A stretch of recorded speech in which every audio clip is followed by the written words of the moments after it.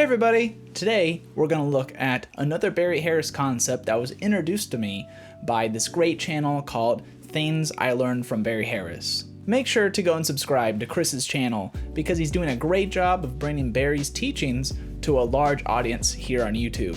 In this lesson, we're going to cover Barry's approach to the chromatic scale and how it can be used to create lines that sound very reminiscent of jazz greats, such as Charlie Parker. Let's jump right on in it.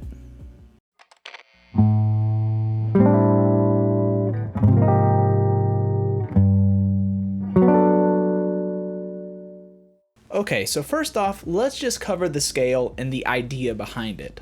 Whenever you have two notes in your scalar mode that are a whole step apart, add a chromatic note to connect them.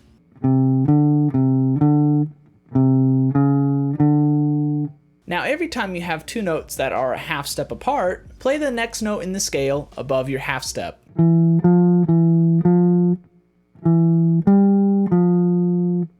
This pattern repeats going forwards or backwards in your scale. Here are three different scales using this concept.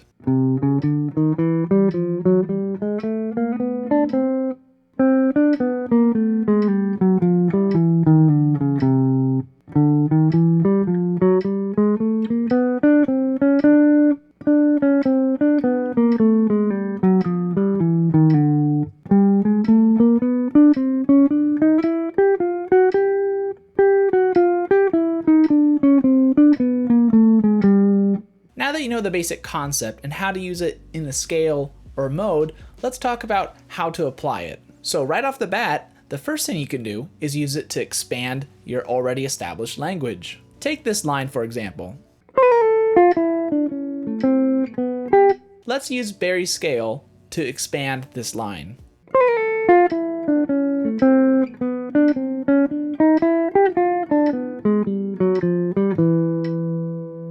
So all I did was after I finished the line, I walked up Barry's chromatic scale and then landed on F, the flat 7. After that, I walked down the diminished arpeggio and then finally used Barry's scale and walked down that until we resolved the chord. You could also just walk up Barry's scale until we resolve to 1. Check it out.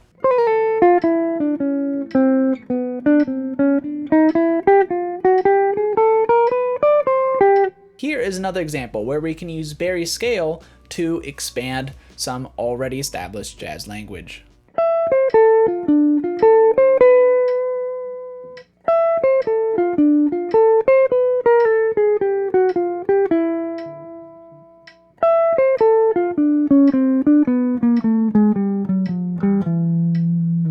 So we can use Barry's scale to expand our vocab. What about its ability to create lines? Well, it can do that too. Let's combine this scale concept with diatonic arpeggios. So what you do is pick any note of your scale. For this example, let's start on G of our G dominant scale. Then pick an interval. Let's use a fourth. So starting on the note of your choice, use Barry's scale until we get to a fourth above our starting note. Then treat the note that you landed on, this being the note a fourth above the note you started on, as the seventh of a diatonic arpeggio. So in our case, our note is C, so our arpeggio is D minor 7. Here's what we got so far. Now, all you need to do is find a way to resolve this.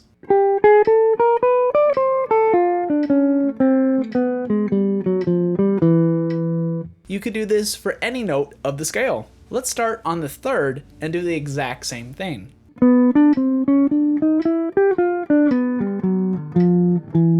Or let's start on the sixth.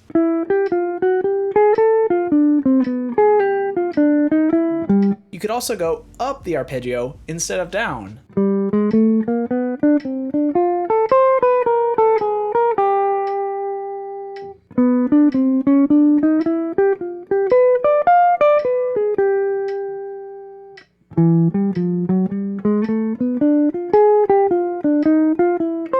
So you can see, using this scale, we can create really awesome lines. Now, it's not a substitute for learning transcriptions and jazz language. Ultimately, the most important thing is having a really good ear.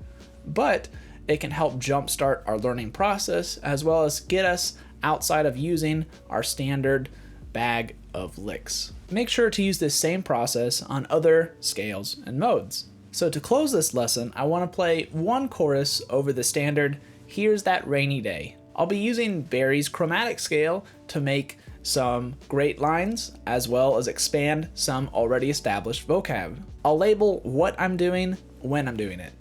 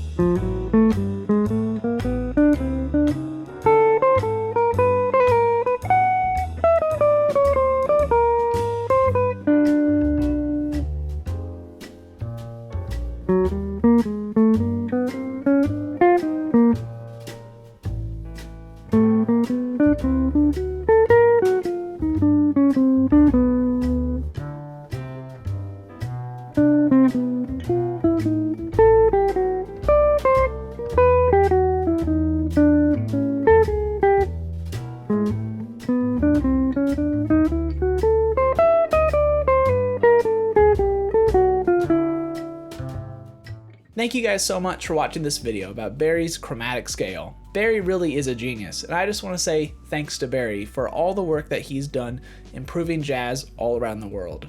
Also, remember to check out the channel Things I Learned from Barry Harris, and make sure to go subscribe to Chris's channel. If you want to see more Barry Harris concepts, make sure to check out my video on his family of dominants, which you can find in the corner of the screen. Thanks so much for watching, and remember to always keep swinging.